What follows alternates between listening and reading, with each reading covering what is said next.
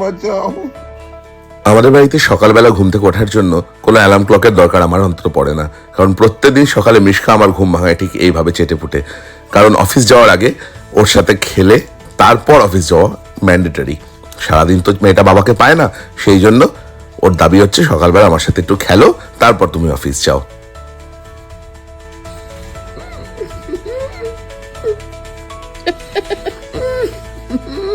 ঘুম থেকে উঠে অত্যাচার। অত্যাচার নয়, আসলে একে বলে ভালোবাসার বিড়ম্বনা।